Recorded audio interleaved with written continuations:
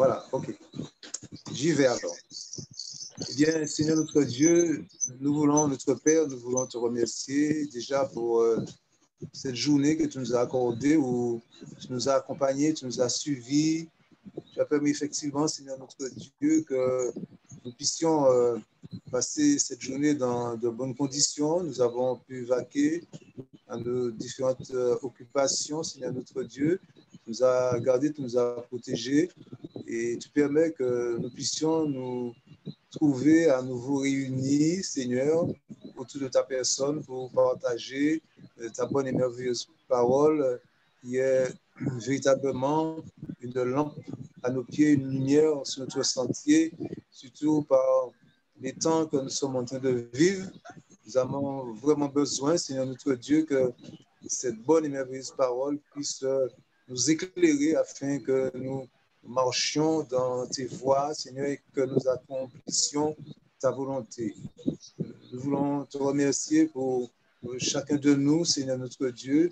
C'est vrai, tu nous gardes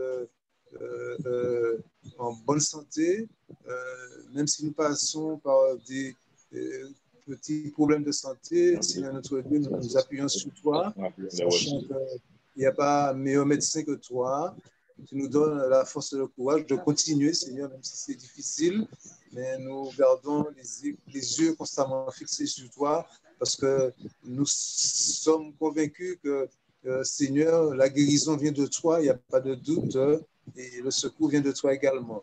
Alors, nous voulons ensemble, Seigneur, te remettre ce moment que nous allons partager ensemble sous ton contrôle afin que tu nous diriges par ton Saint-Esprit, tu diriges ton serviteur qui va traiter ce thème, Seigneur, et que nous puissions être éclairés pour à savoir, Seigneur notre Dieu, comment devons-nous avancer dans ces circonstances dans lesquelles nous sommes en train de vivre, Seigneur.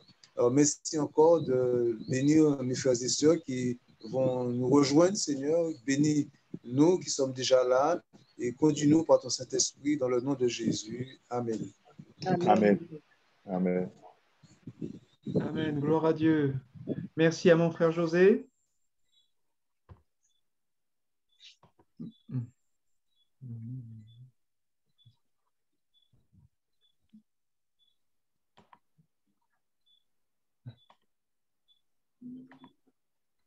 Voilà. Et donc, j'essaye de me mettre en évidence. Voilà, les frères. Bon. Donc, eh bien, on continue notre étude sur l'Apocalypse. Et donc, nous commençons à voir ensemble eh bien, le chapitre 2. Alors, je vous demande les uns et les autres, quand vous ne parlez pas, quand vous n'êtes pas à l'antenne, de penser à couper vos micros. Je vais essayer de vous aider là-dessus. Et pensez à le faire. J'essaie de voir ça. Oui, puis il y a ça. D'accord, ok. J'ai trouvé. On va y arriver.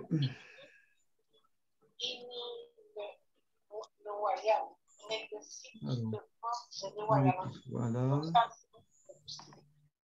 Ok, normalement, on devrait être un peu plus tranquille. Voilà, donc quand vous parlez, vous réactivez vos micros. Et si les personnes qui nous rejoignent, j'essaierai de temps en temps de couper les sons parasites. Voilà, donc il faut que j'ouvre, partage avec vous un petit peu l'écran. On va faire quelques lectures. Voilà. Alors, comment faire se mettre là petit? Voilà. Donc, nous continuons notre étude, appelée tout simplement l'Apocalypse ou la révélation des événements de la fin, ou encore, bien sûr, l'Apocalypse ou comment vivre sa foi dans la fin des temps. Nous suivons donc un plan. Alors, la première partie qu'on a vue déjà ensemble, c'est l'introduction sur le livre de l'Apocalypse. Nous allons parler aujourd'hui des 7 églises de l'Apocalypse. Et puis, nous essaierons de définir une chronologie des événements de la fin des temps ou des événements dans la fin des temps. Voilà, donc c'est globalement le plan que nous allons suivre. Donc aujourd'hui, deuxième partie, les destinataires de l'Apocalypse, ce sont les 7 églises de l'Apocalypse. Et là, j'ai le verset qui nous est affiché, c'est-à-dire Apocalypse, chapitre 1er, verset 10 à 11. On lit ceci.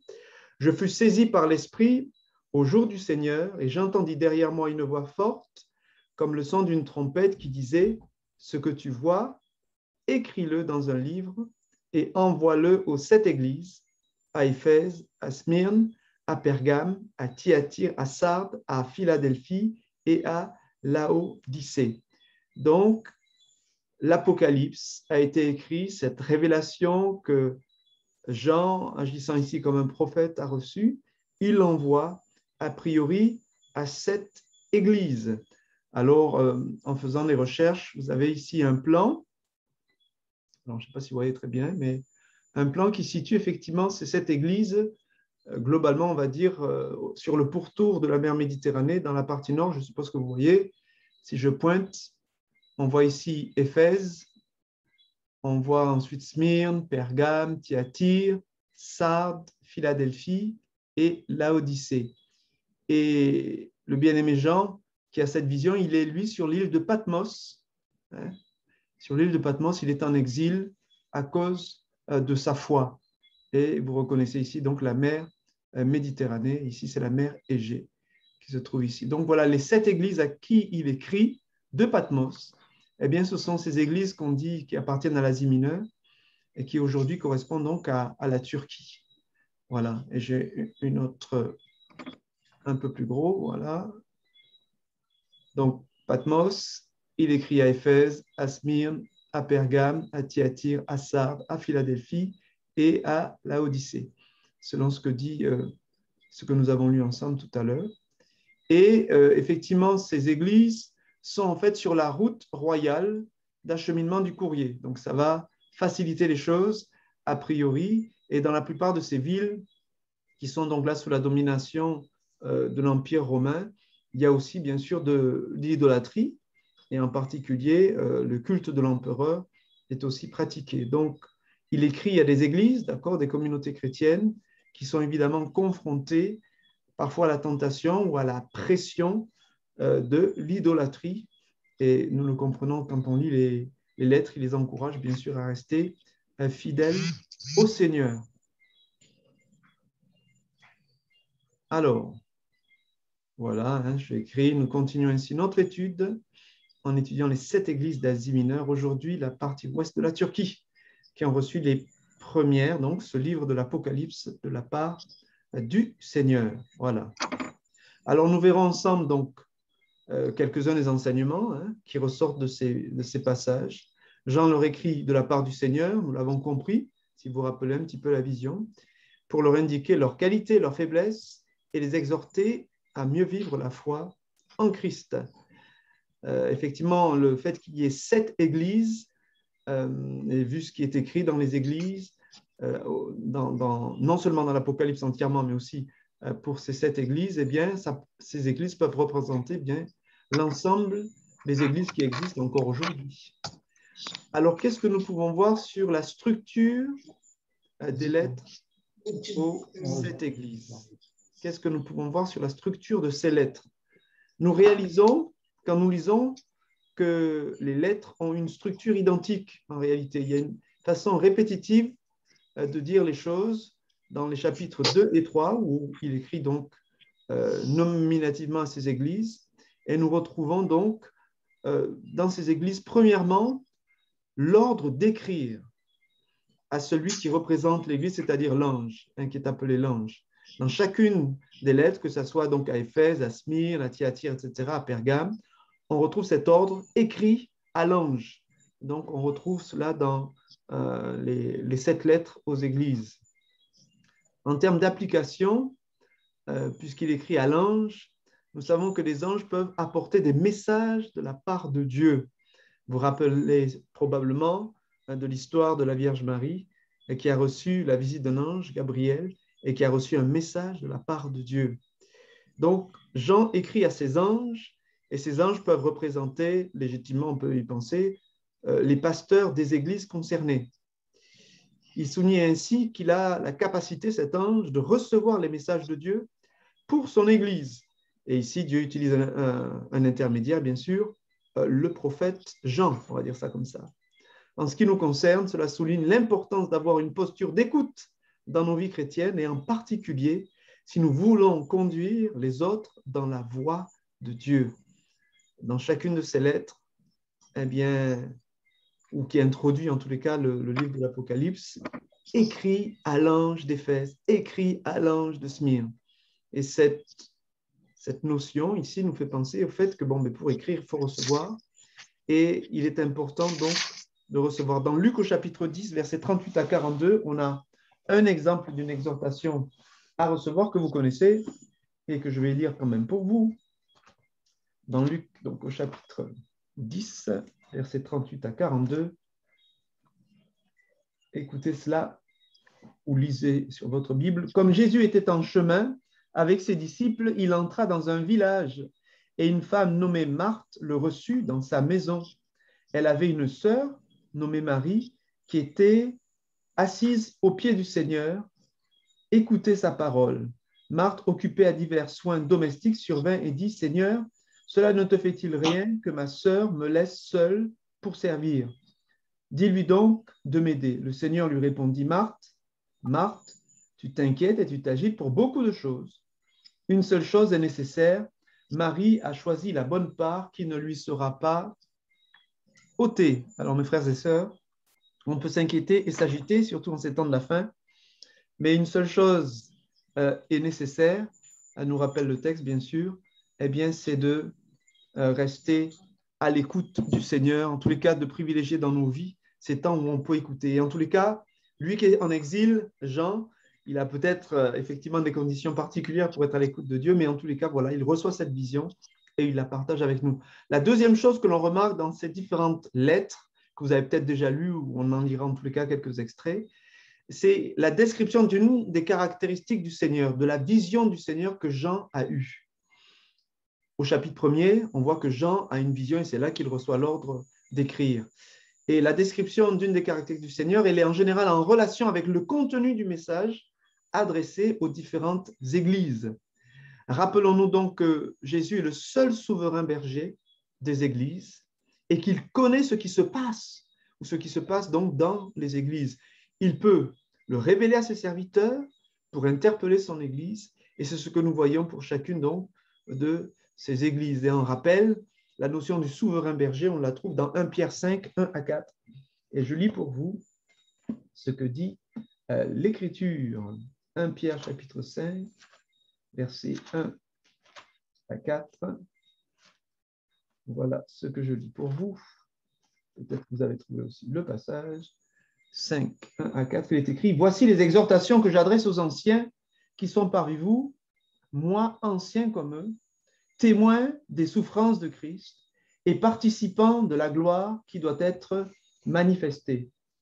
Paissez le troupeau de Dieu qui est sous votre garde, non par contrainte, mais volontairement, selon Dieu, non pour un gain sordide, mais avec dévouement, non comme dominant sur ceux qui vous sont échus en partage, mais en étant les modèles du troupeau. » Et le verset 4 que je souligne avec vous, « Et lorsque le souverain berger paraîtra, vous obtiendrez la couronne incorruptible de la gloire. » Le souverain berger.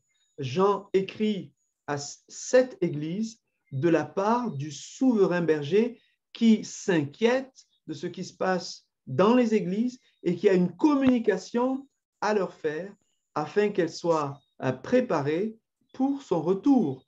Et c'est de là, bien sûr, qu'on peut dire que ce que Dieu va leur écrire au travers de l'Apocalypse va au-delà de ces 7 églises et nous est quelque part destiné. Et comme nous disions, le chiffre 7, vous savez que c'est le symbole de la perfection, des choses qui sont complètes. Dieu, le chiffre 7 représente Dieu. Et donc, ces 7 églises représentent les différentes églises. Alors, vous, quand vous nous rejoignez sur le groupe, pensez à couper votre micro, puisque sinon, on vous entend dans le fond. Voilà.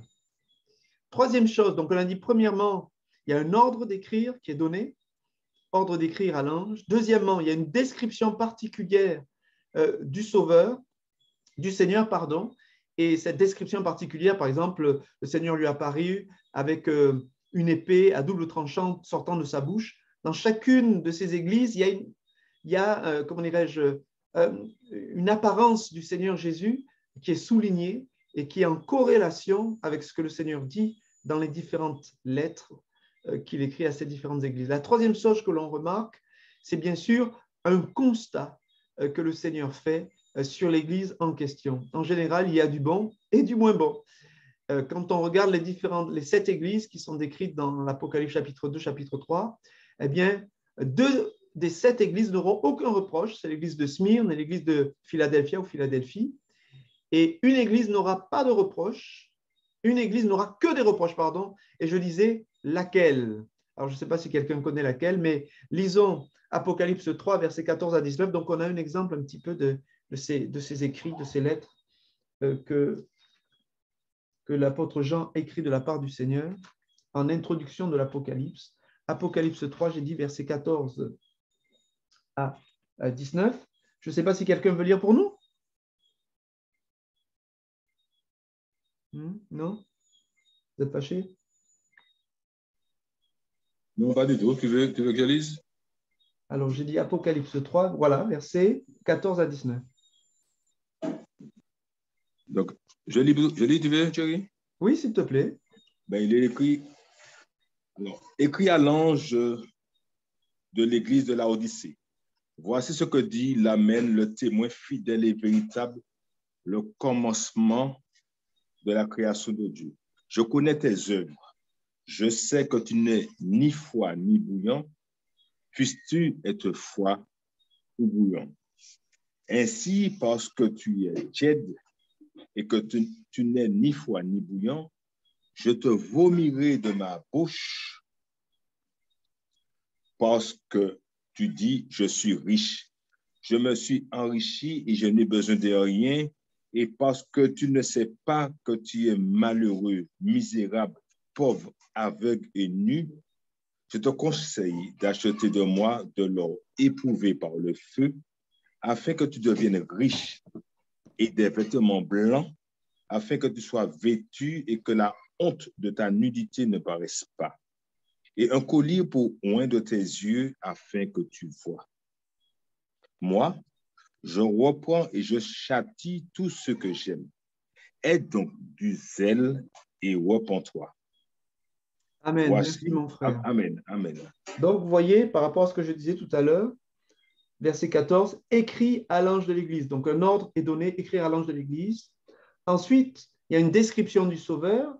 Voici ce que dit, donc, description de notre Seigneur Jésus-Christ, le Seigneur, le roi de gloire, le roi des rois. Voici ce que dit l'Amen, le témoin fidèle et véritable, le principe de la création de Dieu dans ma Bible. Donc, ensuite, une description, une caractéristique de la description de Jésus. Ensuite, eh bien, il y a effectivement le constat, je disais. Je connais tes œuvres, révélation, je connais. On le disait tout à l'heure, il est souverain berger, il s'occupe, il regarde, même s'il n'apparaît pas physiquement, si je peux dire, comment dirais-je, spirituellement, je ne sais que dire, dans l'Église physiquement, enfin avec nos yeux qu'on puisse le voir, mais il est là, il voit, il connaît. Je connais tes œuvres. Je sais que tu n'es ni froid ni bouillant. Puisses-tu être froid ou bouillant? Ainsi, parce que tu es tiède et que tu n'es ni froid ni bouillant, je te vomirai de ma bouche parce que tu dis je suis riche. Et la question que je vous posais, donc je sais qu'il faudrait relire peut-être le passage, vous le faites peut-être en ce moment, quelle est la source du problème de cette église? Quel est le problème de cette église? Qu'est-ce qu'il fait qu'elle n'est ni froid ni bouillant? D'après ce qu'on lit dans ce passage, une question comme ça, qu'est-ce qui gêne d'après vous dans cette église? Est-ce que quelqu'un a une réponse? Il faudrait ouvrir ton micro et nous le dire. Sinon, bien sûr, je vais vous donner la réponse d'après ce que je vois. Mais qu'est-ce qui, d'après vous, emmène cette église dans cet état où elle est ni froid, ni bouillant? Elle est, voilà, parce qu'elle est riche, elle est là, peut-être. quoi. Hein? Parce qu'elle est riche. Voilà, je crois, en fait, c'est ce que j'ai noté, c'est la suffisance. Cette église, elle est dans une forme de suffisance. Elle a tout ce dont elle a besoin, pas besoin vraiment de Dieu. Oui, bon, Dieu est là, je crois en lui, il n'y a pas de souci, je le sais, mais Dieu voit que ce n'est pas du tout ça. Et je pense qu'elle est vraiment tombée dans cette notion de suffisance. Et dans Hébreux 11, verset 6, qui nous parle de la foi, il est dit, Hébreux 11, verset 6, je ne vais pas l'écorcher, je vous le lis. Je pense qu'il y a cette notion. Or, sans la foi, il est impossible de lui être agréable, car il faut que celui qui s'approche de Dieu croit que Dieu existe et qu'il est le rémunérateur de ceux qui le cherchent. L'église de Laodicée, le problème, c'est qu'elle ne cherche plus tellement Dieu. Elle est suffisante, elle a tout ce qu'il lui faut, elle est riche, elle est tranquille, il y a de bonnes dîmes, de bonnes offrandes et la vie roule. Mais le problème, c'est qu'elle s'est complètement refroidie, et même pas tout à fait refroidie, elle est tiède. Donc bon, voilà. Mais en tous les cas, ça ne plaît pas du tout au Seigneur. Donc tout ça pour dire un exemple du fait que dans chacune de ces lettres, il y a un constat qui est posé par le Seigneur Jésus. Et le Seigneur, dans sa bonté, ne nous donne pas que le constat, mais il nous donne aussi le conseil. Le conseil ou la solution du Seigneur à la situation de l'Église. Ainsi, dans nos difficultés, j'écris, il est bon de recevoir ou de discerner la solution de Dieu, car il veille sur son Église et il veut la voir belle, bien sûr, glorieuse, surtout en cette fin des temps. Il veut nous diriger si nous voulons bien être à son écoute, comme on disait tout à l'heure. Cinquième chose, eh bien, dans ces lettres, on retrouve en général l'annonce de la bénédiction ou du jugement qui suivra l'obéissance ou la désobéissance au conseil donné. Dieu veut nous bénir, mais il sait qu'il n'est pas facile d'obéir, alors, je crois, il nous rappelle qu'il est prêt à punir nos désobéissances en tant qu'Église. Donc voilà un petit peu, quand on lit les différentes lettres, en tous les cas, ces adresses qui sont nominatives, à Éphèse, à Smyrne, etc., on trouve à peu près cette structure, vous verrez quand vous relirez pour vous les différents passages et que vous méditerez ce que Dieu a à vous dire vous-même, personnellement. Ensuite, ce que l'on peut dire donc, dans cette étude, eh bien, c'est des informations historiques que l'on trouve effectivement en faisant des recherches, par exemple ici sur un site internet, mais que j'avais consulté il y a quelque temps en arrière, mais que là, quand je suis retourné dessus, le site n'est plus consultable. Mais il y a d'autres sites où vous trouverez à peu près les mêmes informations, les informations historiques sur ces villes, donc c'est sûrement les théologiens, les historiens qui ont travaillé là-dessus. Et quand on lit Éphèse, ce que je note dans l'histoire un petit peu de cette ville au moment où l'apôtre Jean écrit, bien, c'est un port célèbre à l'époque qui abritait l'une des 7 merveilles du monde. Vous avez entendu parler des merveilles du monde. Bien, l'une des 7 merveilles du monde, elle était à Éphèse. Et en réalité, ce n'est pas très glorieux pour la foi chrétienne, mais c'est le temple de Diane, construit avec une grande richesse flamboyante, dit ici le texte historique. Il abritait l'image de Diane, a priori, déesse de la fertilité, que les Grecs adoraient autrefois sous le nom d'Artémis. Alors, selon les Éphésiens, cette image serait descendue du ciel, et on retrouve ces traces dans le livre des Actes, et au chapitre 19. Un fort foyer de sorcellerie habitait cette ville. Paul y travailla. Je ne sais pas si vous vous rappelez, il faudrait lire sinon le livre des Actes, chapitre 19. Paul va y travailler pendant 3 ans avec un immense succès, et il va y fonder donc une des communautés les plus solides du christianisme primitif. Donc, cette église d'Éphèse aurait été fondée donc par l'apôtre Paul, et elle a besoin donc de quelques exhortations, quelques recommandations de la part du Seigneur. Voici pour Éphèse. Bon, il y a d'autres détails que je ne vous dis pas. Voilà. Pour Smyrne, la deuxième ville, celle qui n'a eu aucun reproche, l'une des 2 villes qui n'ont pas eu de reproche, bien, la ville de Smyrne, c'est une ville située, donc, bien sûr, sur la côte, vous l'avez vu, de l'Asie, de la province romaine à l'époque, province romaine d'Asie, près de la ville d'Izmir, si on regarde la carte actuelle en Turquie. Donc, la ville de Smyrne serait située plus ou moins à Izmir. Elle fut reconstruite sur un site ancien au IIIe siècle avant Jésus-Christ, disent les historiens, et devint l'une des villes les plus prospères d'Asie mineure. C'est un port naturel dans une région fertile, célèbre pour sa beauté apparemment et ses magnifiques constructions. L'église y fut probablement fondée par des prédicateurs venus d'Éphèse. On retrouve encore là donc le travail de l'apôtre Paul et des prédicateurs du coup qui ont été suscités par l'Esprit de Dieu, on va dire, dans la communauté d'Éphèse, vont venir, a priori, prêcher l'évangile à Smyrne et implanter cette église. Elle se heurta à l'opposition des Juifs, si vous lisez évidemment à partir ce qui concerne l'église de Smyrne, et reçut la promesse d'une vraie couronne pour sa fidélité. C'est une image qui faisait allusion à la richesse de cette ville et à sa renommée historique. A priori, il y avait aussi des jeux qui se faisaient, des jeux romains qui se faisaient à Smyrne. Et a priori, bon, quand tu as gagné au jeu, tu as une couronne. Pergame, la troisième ville, cette ville abritait le centre de 4 grands cultes païens. Ceux de Zeus, vous avez sûrement entendu parler de Zeus, d'Athéna, de Dionysos et d'Asclépios. Il y avait en plus le culte de l'empereur, un culte, bien sûr, j'ai souligné, blasphématoire, qui fait dire à Jean, en tous les cas dans ce qu'il communique de la part de Dieu, que là est le trône de Satan. Parmi les vestiges découverts à la fin du 19e siècle, un grand autel porte de splendides décorations de combat entre les dieux et les géants. D'autres édifices sont dédiés au culte d'Athéna, de Trajan et d'Adrien, ce sont les empereurs romains, grands persécuteurs du peuple chrétien. Jean évoque ces persécutions et les martyrs qui sont tombés dans cette ville. Cependant, les Nicolaïtes occupaient une place dans la communauté chrétienne de Pergame.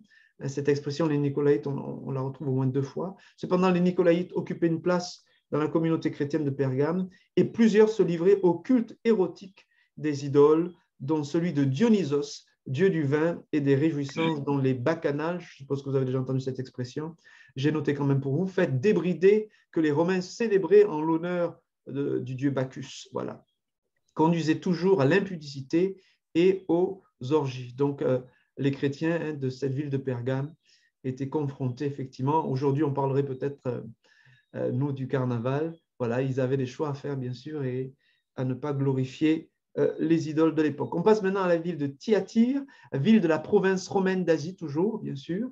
La Turquie était une province romaine dans l'ouest de la Turquie actuelle.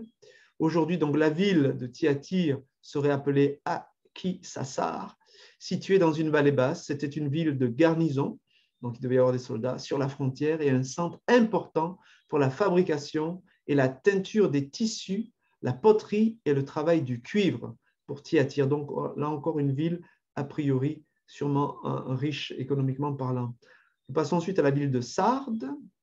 Sardes, capitale du royaume de Lydie, c'était une des villes les plus riches du monde antique. Elle tirait ses richesses de l'or que l'on y extrayait du fleuve Pactole. Crésus, vous avez sûrement entendu parler de Crésus, être riche comme Crésus, célèbre pour sa fortune, en fut le roi au VIe siècle avant Jésus-Christ. C'est dans cette ville richissime que les premières monnaies furent frappées, d'après ce qu'ils disent. Voilà. On y travaillait bien sûr l'orfèvrerie, donc le bijou, et la ville était riche de vergers et d'artisanat textile. Complètement détruite par un tremblement de terre en l'an 17 avant Jésus-Christ, la ville fut reconstruite par les Romains et connut un fort essor chrétien au cours du 1er siècle de notre ère, donc au moment où Jean va écrire. Dans cette ville dédiée au culte d'Artémis, les chrétiens ont dû éprouver des difficultés dans leur foi, car Jean reproche à cette communauté d'être morte spirituellement à Sardes.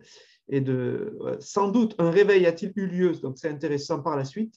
Si l'on en croit les fouilles archéologiques, de nombreux signes de croix ont été découverts sur les murailles du temple donc de la déesse Artémis, ce qui peut laisser penser que les chrétiens avaient investi la place.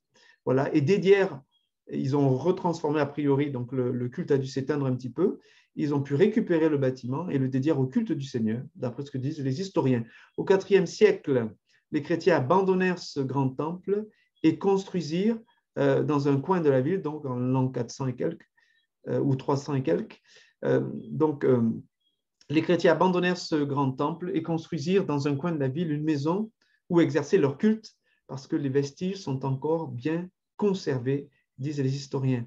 On passe ensuite à la ville de Philadelphie, voilà, ville de la province romaine d'Asie, à l'ouest de la Turquie moderne. Fondée au IIe siècle avant Jésus-Christ, elle est située au seuil d'une région fertile. Et on trouve l'expression, je vais placer devant toi une porte ouverte. Eh bien, elle est au seuil d'une région fertile. La porte, si vous voulez, vers une région fertile, qui était exposée à de fréquents tremblements de terre. Et cette notion de fréquents tremblements de terre, ça me fait penser qu'effectivement, dans l'Apocalypse, à un moment donné, on parle des tremblements de terre dans les jugements de Dieu qui s'abattraient un petit peu sur la terre.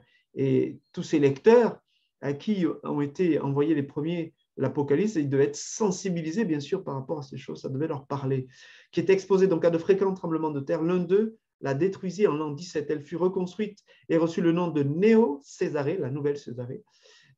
Elle possédait de nombreux temples où se déroulaient des fêtes religieuses et ses habitants étaient connus pour leur fidélité. L'Église y avait rencontré de l'opposition des Juifs, et voilà, pour ce que j'ai pu noter, pour Philadelphie. Et ensuite, Laodicée, donc je crois que c'est la dernière. La ville fut fondée en 250 avant Jésus-Christ, donc longtemps quand même, par Antiochus II, qui l'appela ainsi en l'honneur de son épouse a priori, qui s'appelait Laodicea. La ville fut peuplée de Syriens et de Juifs, anciennement déportés à Babylone. La ville tira très vite sa célébrité du tissage de la laine noire et brillante, utilisée pour faire des tapis et des vêtements. La ville prospérait avec dans ses environs une riche agriculture et un fort cheptel de moutons. Voilà, pour ceux qui voudraient être des bergers. Sa position géographique entre les ports de la mer Égée et le continent avait fait de Laodicée une riche place financière, a priori, contrôlée en majorité par les Juifs. La lettre de Jean reproche à la communauté de Laodicée son opulence matérielle qui lui a fait perdre de vue. Donc c'est au chapitre 3, ce n'est pas le chapitre 1er, hein, qui, donc Apocalypse 3, hein, reproche 3, verset 14, je crois. On l'a lu tout à l'heure. Reproche à la communauté de Laodicée son opulence matérielle qui lui a fait perdre de vue les choses de l'esprit. Il lui reproche sa tiédeur, allusion aux sources d'eau tiède en terrasse qui alimentaient la ville. Les conseils du Christ à cette église sont en parallèle avec les activités de la ville. Il lui est conseillé d'acheter de l'or éprouvé par le feu, allusion à la richesse financière de la ville, des vêtements blancs, allusion aux célèbres vêtements de la laine noire, et un collier pour oindre ses yeux, allusion à la poudre phrygienne utilisée à cette époque pour soigner les yeux et qui a pu être fabriquée dans cette ville. Par rapport à ce qu'on vient de dire là, Jean, donc, qui se fait ici le porte-parole du Seigneur, on voit que le Seigneur Jésus, je ne vais pas dire qu'il parle en parabole, mais on retrouve un petit peu cette idée pour chacune de ces adresses qu'il envoie pour Éphèse, etc. On voit qu'il a cette connaissance du terrain et qu'il s'appuie sur ces connaissances pour parler d'une façon claire par rapport au constat, par rapport aux reproches, comme ici à l'église de Laodicée. Il utilise des choses du vécu de cette ville pour lui conseiller d'acheter un collier, par exemple, pour oindre ses yeux, en lui disant mais tu es aveugle, tu ne vois pas bien, toi qui es connu pour fabriquer des colliers pour les yeux, tu en aurais bien besoin d'un collier pour oindre tes yeux, spirituellement parlant, bien sûr, afin de réaliser que tu es aveugle et nu. Donc tout ça, effectivement, nous montre que le Seigneur connaît et il sait comment nous parler, il sait comment nous dire les choses. Et comme je disais, c'est une introduction quelque part ensuite à la révélation qui va adresser à l'Apocalypse. Et en prenant cela ensemble, ça montre que l'Apocalypse, bien que c'est rempli de visions, on pourrait se demander si l'apôtre Jean n'a pas déliré, mais non, ça s'adresse concrètement, ça s'enracine au fait que c'est envoyé à des églises bien réelles, qui ont bien existé, historiquement parlant, inscrites dans des villes qui ont existé, et ça donne effectivement quelque part de l'aplomb à la révélation de l'Apocalypse, et en tous les cas, elle est écrite pour que ces gens occupant ces villes, et en particulier les chrétiens de ces villes, puissent être encouragés par rapport aux conflits qu'ils peuvent vivre sur le plan spirituel. Donc, on arrive effectivement à ce dernier point de partage avec vous, application spirituelle de ces informations, hein, parce que la parole de Dieu, elle est écrite, bien sûr, on est dans la notion d'étude, on essaie de regarder les choses, mais Dieu ne parle pas pour parler, il ne parle pas juste pour faire beau, mais il y a des enseignements, bien sûr, à tirer de toutes ces choses. Et en particulier, j'ai noté comment être heureux malgré des temps difficiles. Et dans Apocalypse, au chapitre 1er, au verset 3, j'attire votre attention sur ce verset où il est écrit, alors que c'est l'introduction du livre de l'Apocalypse, « Heureux celui qui lit et ceux qui entendent les paroles de la prophétie et qui gardent les choses qui y sont écrites, car le temps est proche. » Donc, bien évidemment, ces choses ont été écrites il y a bien longtemps, mais dans la façon dont Dieu communique ces choses, on voit qu'elles sont là pour mettre en garde, elles sont là pour créer un espèce d'avertissement dans le cœur du croyant pour lui dire le temps est proche. Et je crois de mes études de la parole de Dieu que Dieu veut que dans tous les temps, dans tous les siècles, l'Église soit toujours sur ses gardes et toujours prête à son retour. Bien sûr, avec ce que nous vivons, nous nous disons que son retour est encore plus proche.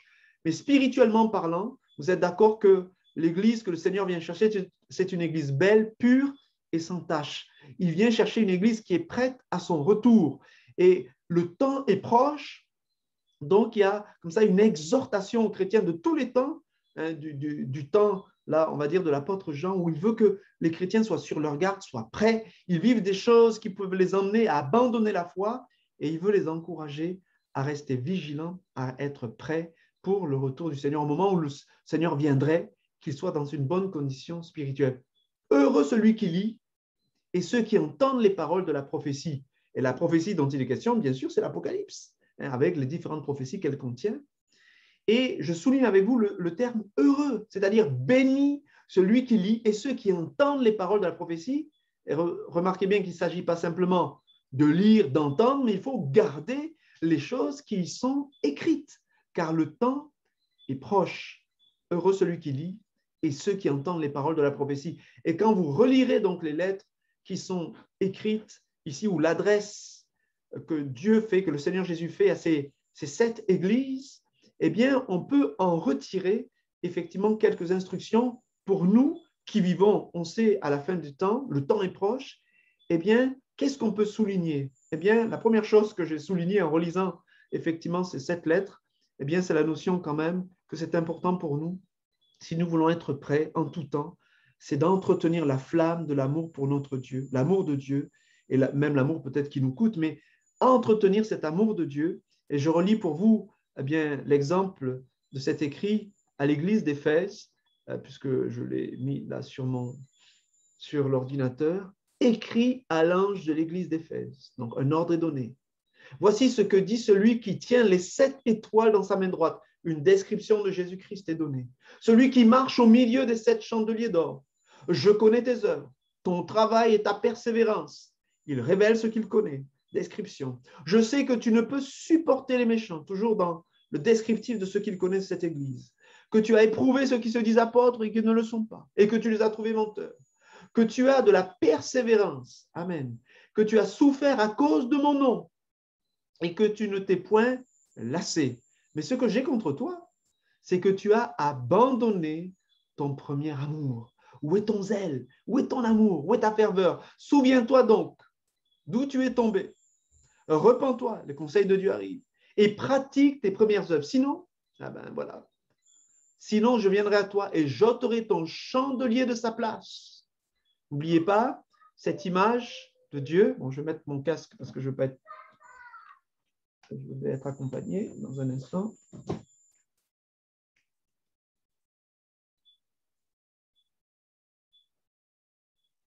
Excusez-moi, voilà. Donc, souviens-toi donc d'où tu es tombé, repens-toi et pratique tes premières œuvres, sinon je viendrai à toi et j'ôterai ton chandelier de sa place. À moins que tu ne te repentes, tu as pourtant ceci, c'est que tu hais les œuvres des Nicolaïtes, œuvres que je hais aussi, que celui qui a des oreilles entende ce que l'Esprit dit aux églises. À celui qui vaincra, je donnerai à manger de l'arbre de vie qui est dans le paradis de Dieu. Amen. Donc, ici, on a les 7 lettres. Une des choses, je crois, qui est valable pour chacun d'entre nous et qui est valable, bien sûr, pour les églises, c'est que nous devons faire attention à la façon dont nous aimons notre Seigneur. Vous savez que la loi de Dieu, hein, on retrouve dans l'Évangile, quand on demande à Jésus quel est le plus grand commandement, Matthieu 22, versets 36 à 40 dit, Maître, quel est le plus grand commandement de la loi? Jésus lui répondit, tu aimeras le Seigneur ton Dieu de tout ton cœur, de toute ton âme, de toute ta pensée. C'est le premier et le plus grand commandement. Et voici le second qui lui est semblable, tu aimeras ton prochain comme toi-même. De ces 2 commandements dépendent toute la loi et les prophètes. Ainsi, nous avons effectivement cette exhortation, cet encouragement à aimer Dieu de tout notre cœur.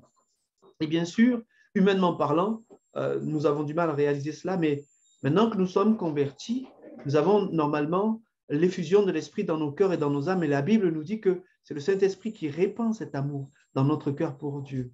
Donc, bien sûr, nous devons faire attention, bien sûr, merci. Nous devons faire attention, bien sûr, à persévérer dans cette relation avec Dieu qui nous permet d'être entretenus dans notre amour afin de pouvoir toujours avoir ce zèle pour Dieu qui vient d'un amour renouvelé dans notre cœur et qui, Dieu, il ne regarde pas à l'apparence, vous êtes d'accord, on fait les choses, on fait nos cultes, on fait ceci, on fait nos réunions, mais Dieu voit dans notre cœur si cela vient vraiment d'un amour qui est bouillant pour lui ou si ça vient simplement d'une routine, on sait que c'est une bonne chose à faire, un petit peu comme à Éphèse, ils n'étaient pas mauvais, mais voilà, Dieu voit qu'ils ont abandonné leur premier amour. Je crois que si nous voulons être heureux, bénis, malgré les temps qui seront de plus en plus compliqués, la première chose, nous devons faire comme Marie, nous asseoir, s'assurer que nous nous asseyons au pied du Seigneur pour entretenir notre relation avec lui.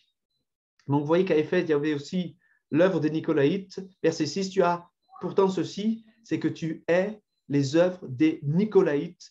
Et c'est important de réaliser que les Nicolaïtes, c'était ceux qui, quelque part, prêchaient que tu pouvais être chrétien tout en vivant un petit peu comme tu veux, c'est-à-dire, et en particulier là, d'aller dans la notion de l'idolâtrie et surtout de l'impudicité, se joindre à l'idolâtrie de ces dieux qui impliquaient, comme on l'a rappelé tout à l'heure en parlant des bacchanales, des espèces de fêtes, de célébrations qui malheureusement dégénéraient souvent en orgie. Donc voilà, l'église d'Éphèse, elle est claire par rapport à l'œuvre des Nicolaïtes, mais malgré cela, le Seigneur lui reproche son manque d'amour ou quelque part, il a abandonné son premier amour. Ce n'est pas son premier amour qu'il a abandonné, c'est lui qui l'a abandonné.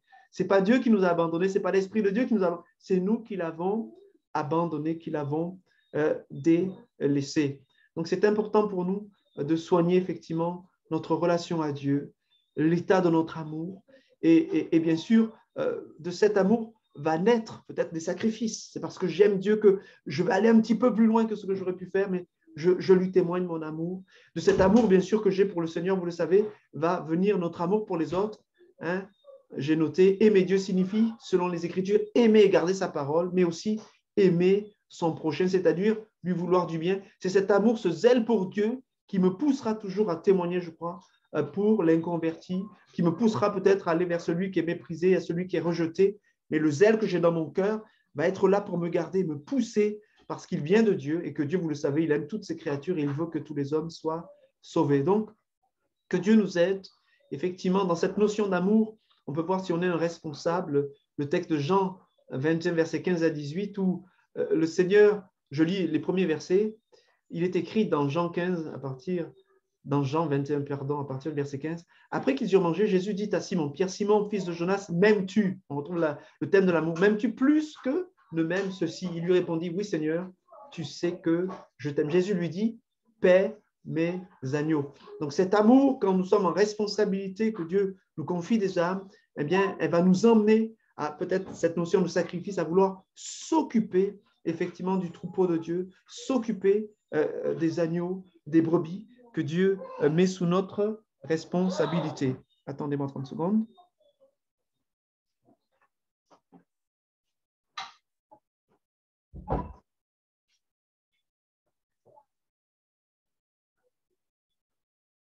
Voilà, juste pour pas avoir de troubles, par la grâce de Dieu. Donc, l'amour, premier point important, je pense qu'on peut retirer de cette adresse préliminaire à la révélation de l'Apocalypse, des événements de la fin, de ces choses que notre Seigneur Jésus dit à chacune de ces églises et qui, quelque part, peut représenter les églises d'aujourd'hui. Deuxième chose, et si on le résume en une seule phrase, c'est rester fidèle à Dieu quoi qu'il arrive et veillant à cela. Rester fidèle à Dieu. Et la deuxième des églises après Éphèse, justement, c'est l'église de Smyrne. Cette église de Smyrne, littéralement, Smyrne parle de la souffrance. Eh bien, écoutez ce qu'il dit dans Apocalypse 2, verset 10. « Ne crains pas ce que tu vas souffrir.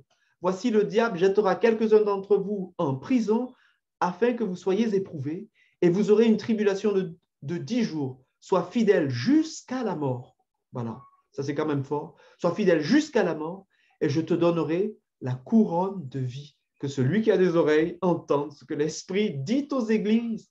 Celui qui vaincra n'aura pas à souffrir la seconde mort.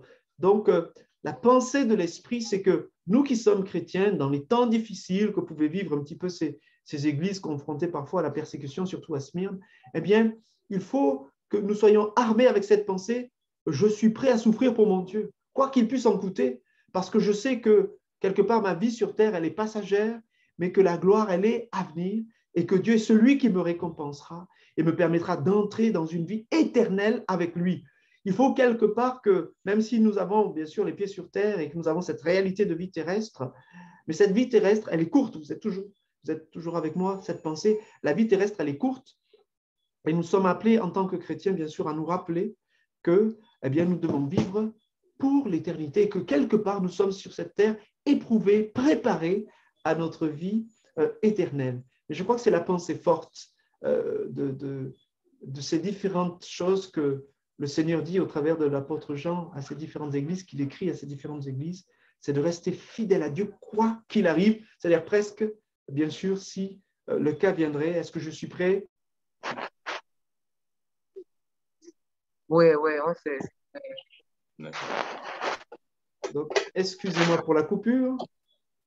Ne te fais pas, on avait compris ça. Pensez à couper vos micros. Voilà.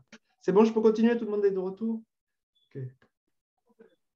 On ne s'entendait pas. Voilà, il y a une coupure. À partir de quel moment j'ai été coupé? Ben, ça fait bon, je ne peux pas te dire. Mais...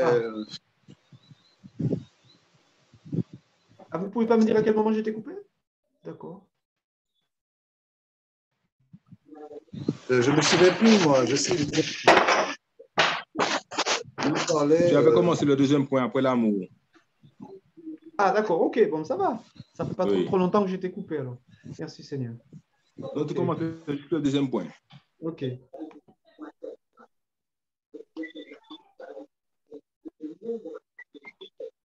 Ok, donc je pousse un petit peu ça, s'il veut bien. Non, il ne veut pas.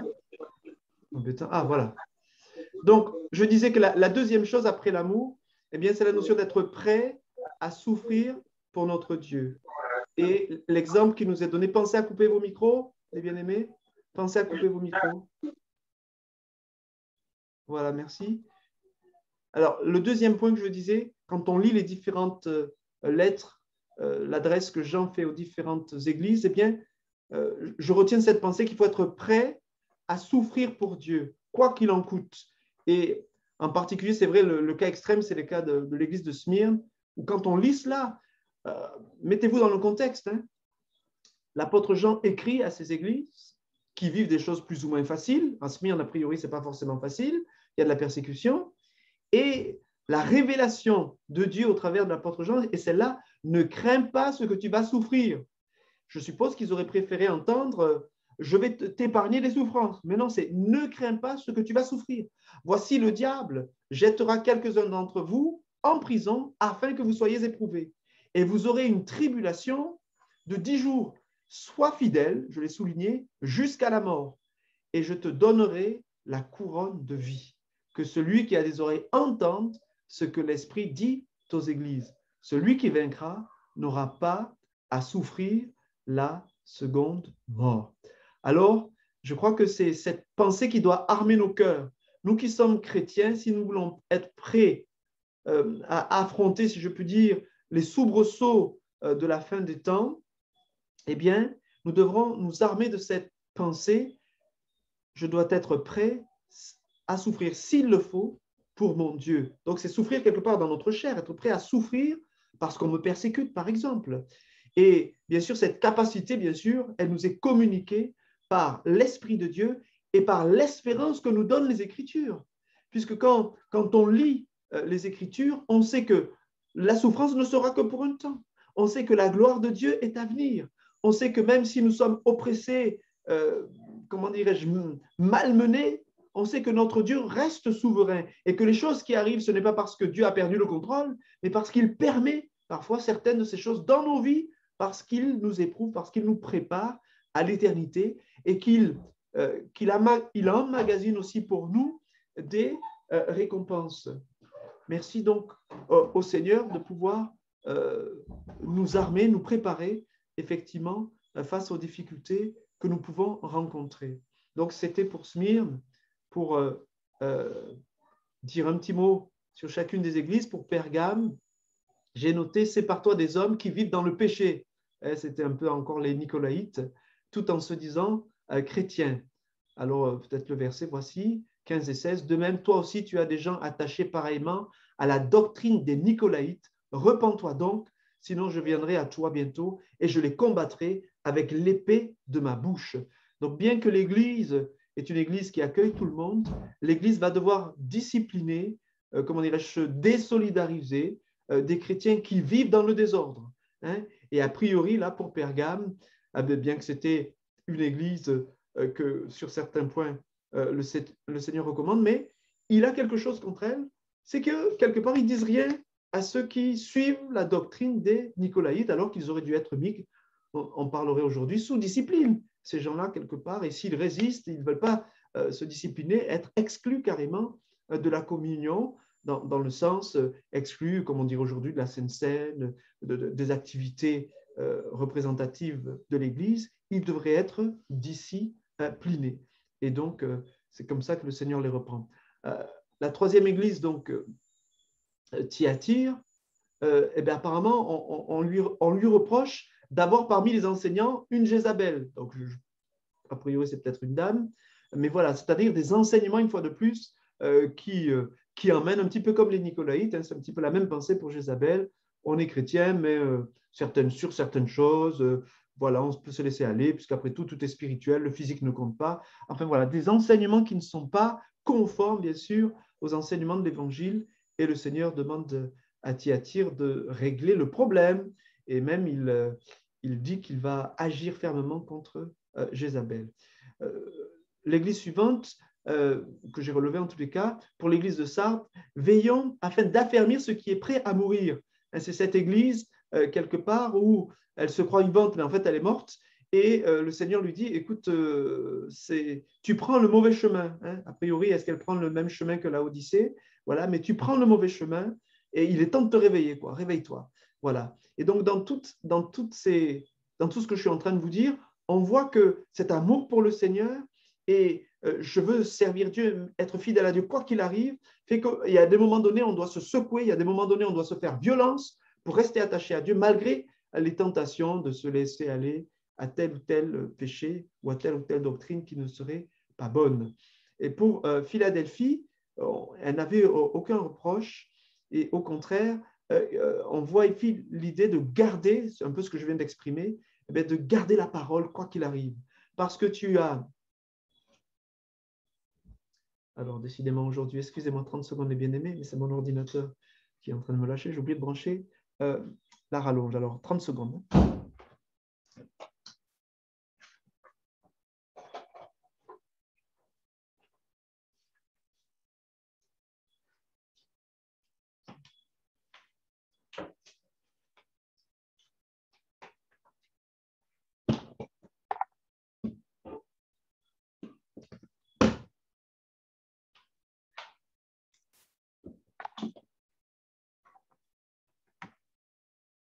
Voilà, c'est bien d'avoir l'avertissement. Oups.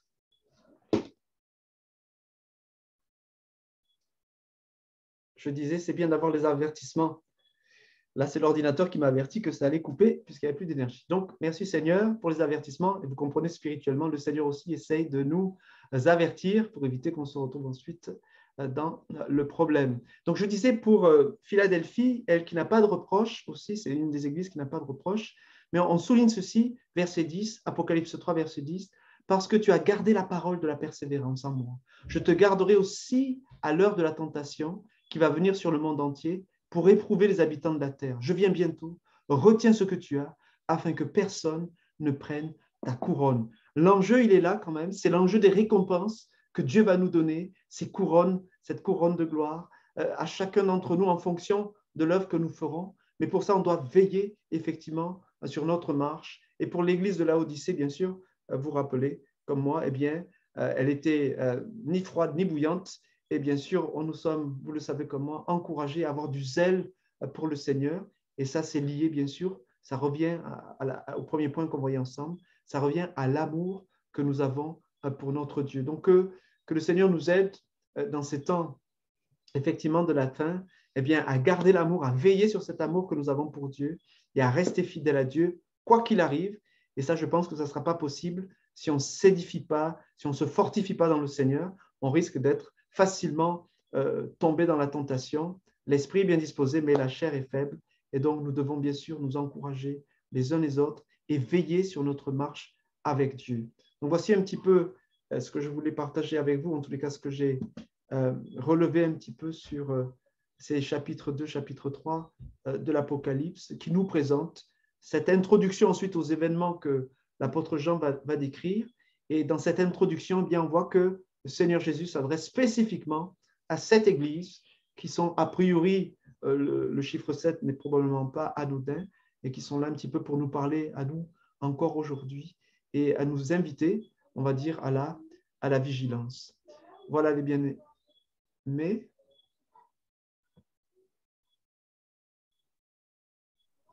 Une question, Pasteur Thierry. Voilà, alors attendez, je mets le truc. Voilà. OK.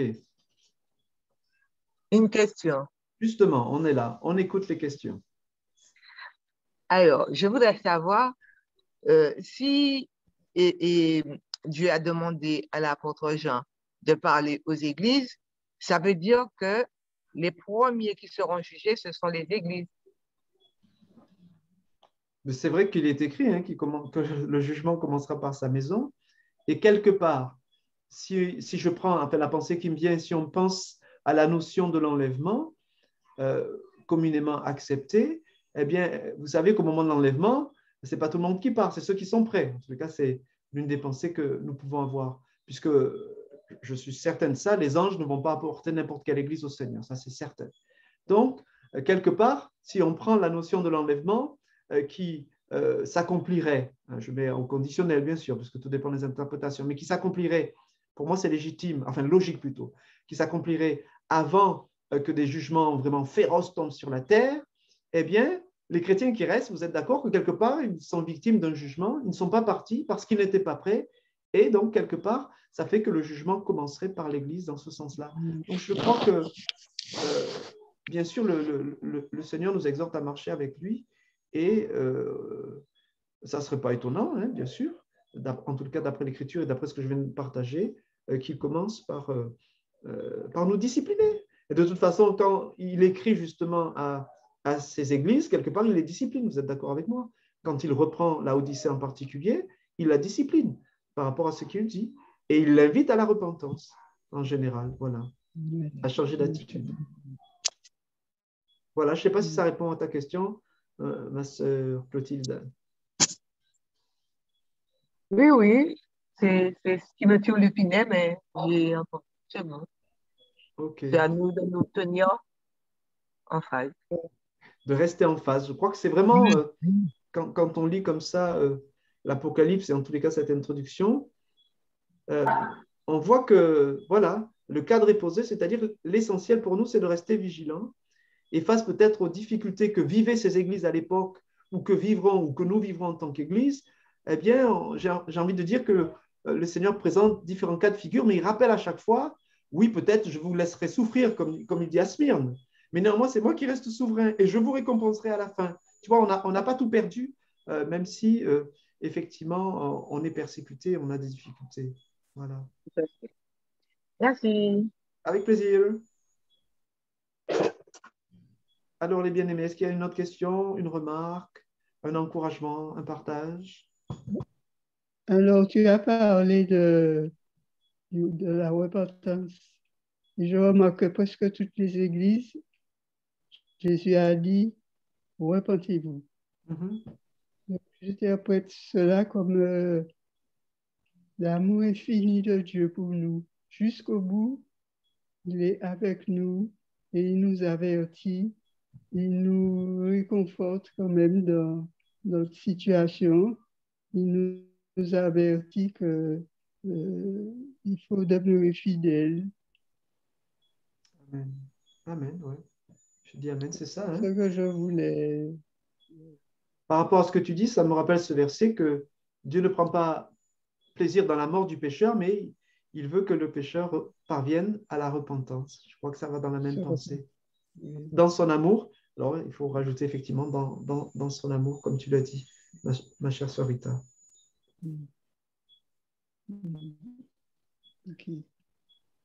Ok, y a-t-il une autre remarque?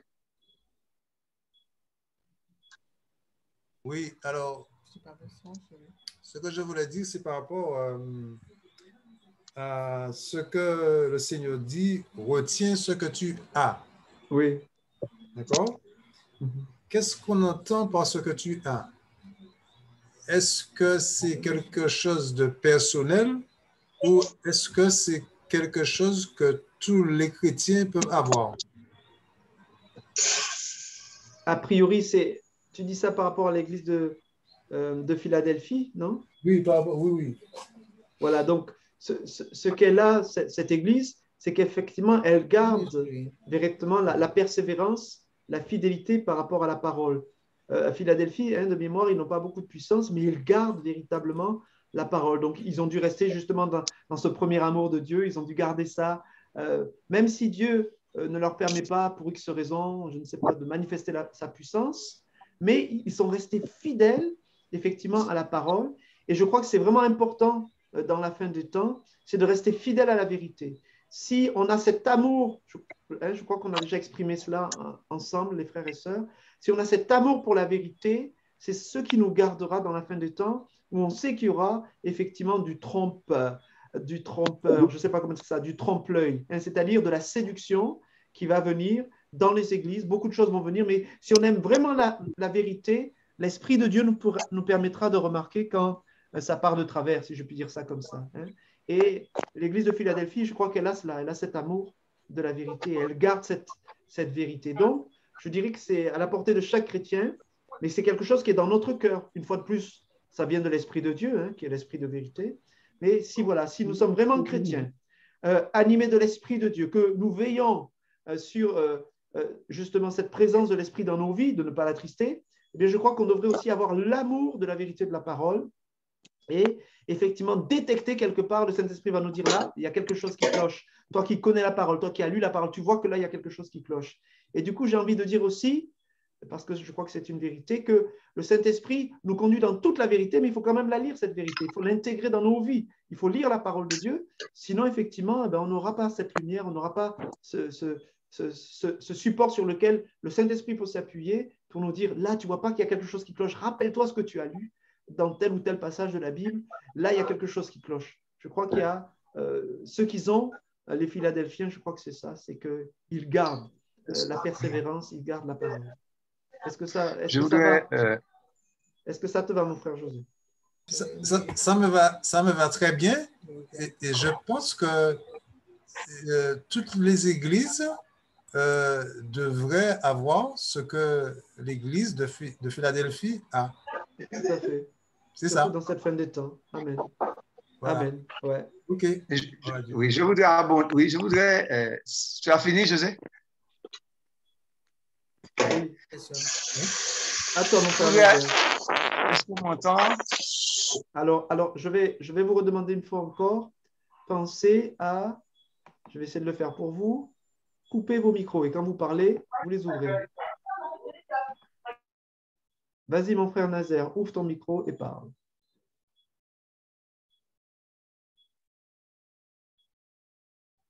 Frère Nazaire, ouvre ton micro et parle.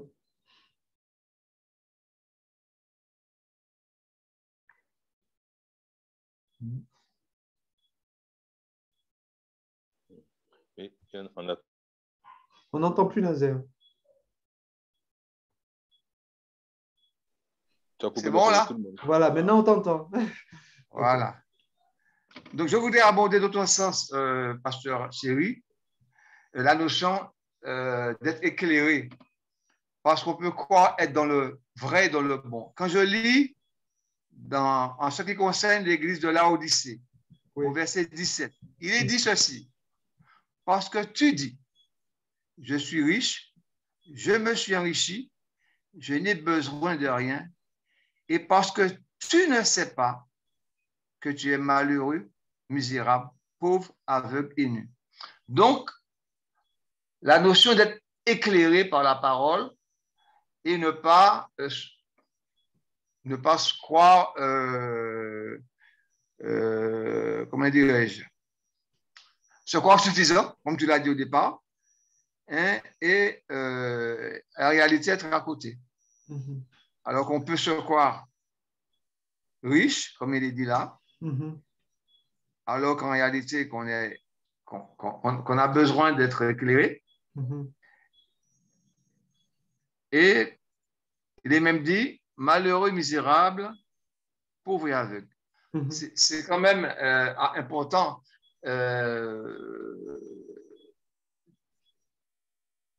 d'être éclairé.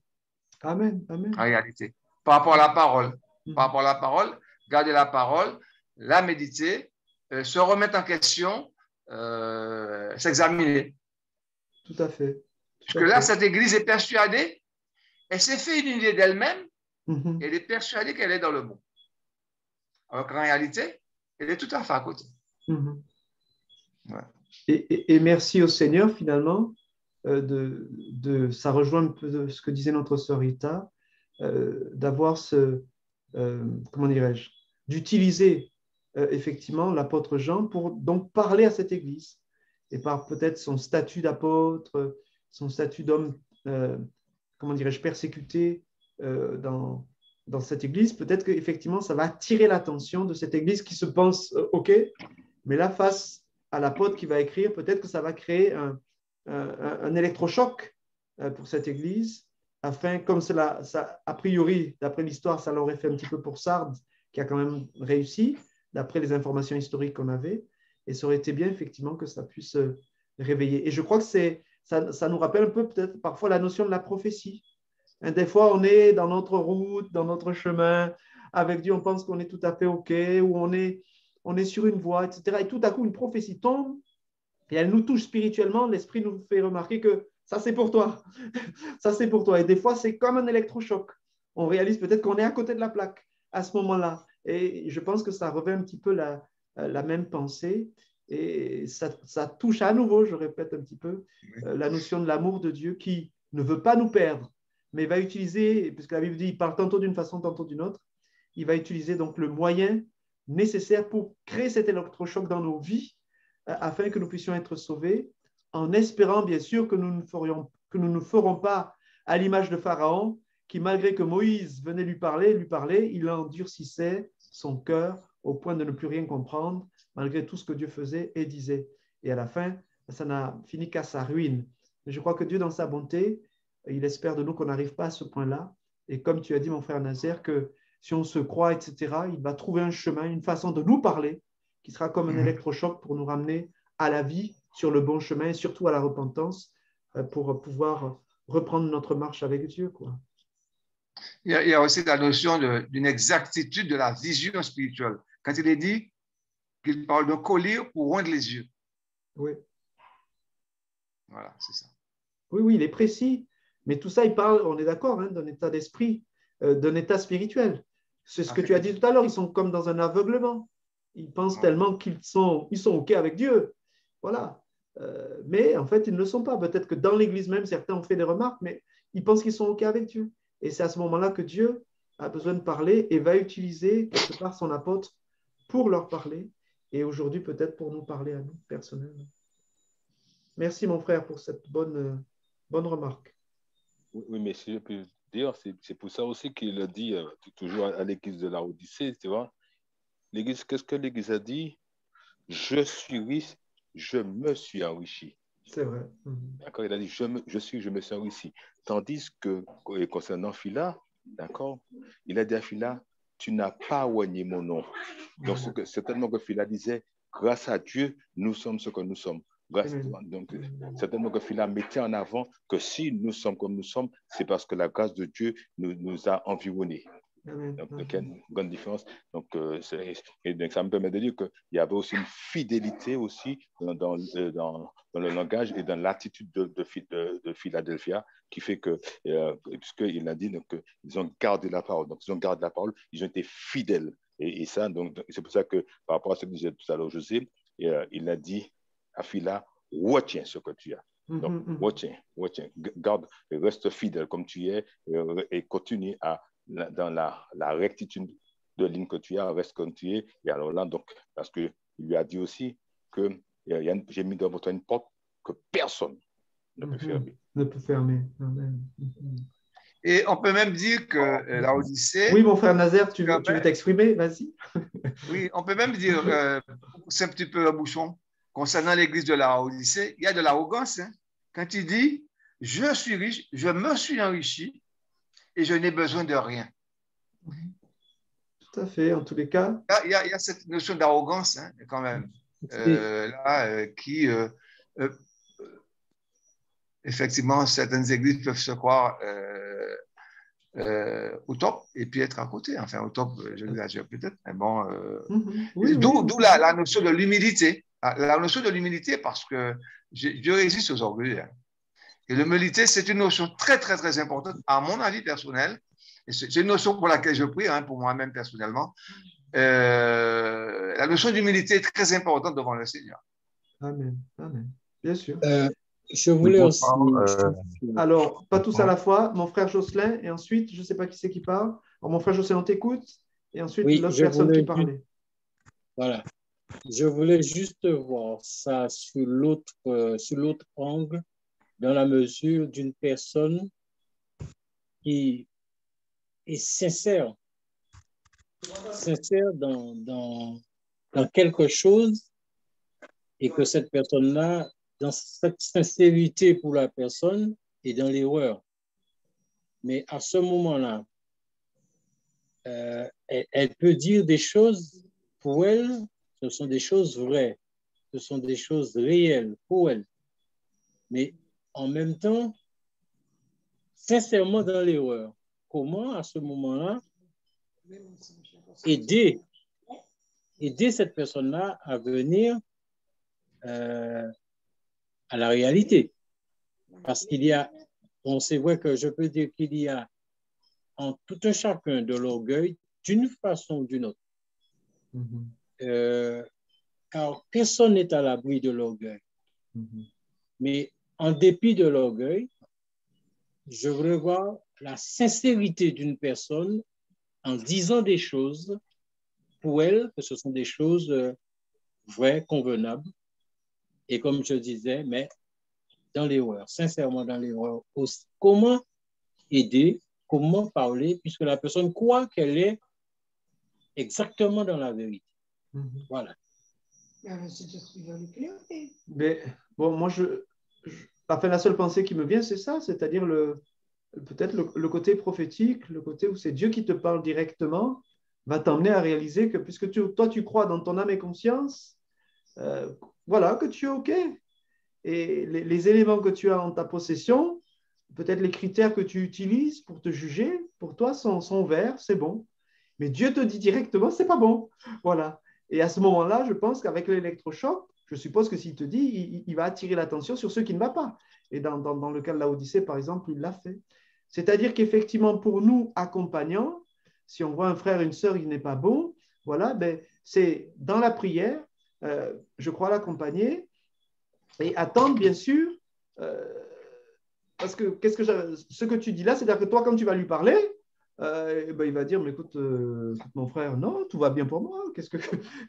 C'est quoi ton problème, quoi? Donc, quelque part, bon, c'est normal, bien sûr, que nous essayons de parler au bien-aimé, que nous avons l'impression que ça ne va pas.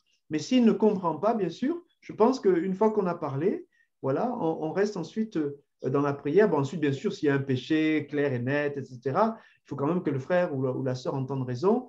Et comme dit la Bible, ensuite, tu peux aller le voir avec 2 ou 3 personnes pour essayer de lui faire comprendre que, a priori, ce n'est pas toi juste une vue de l'esprit, ce n'est pas juste toi que tu as un problème avec lui, mais qu'a priori, d'après l'Écriture, d'après ce que tu comprends, il y a un souci. Et tel frère, peut-être, voilà, qui vient aider, dit, ben, écoute, oui, le frère a raison ou la sœur a raison, tu ne vois pas qu'il y a un souci là.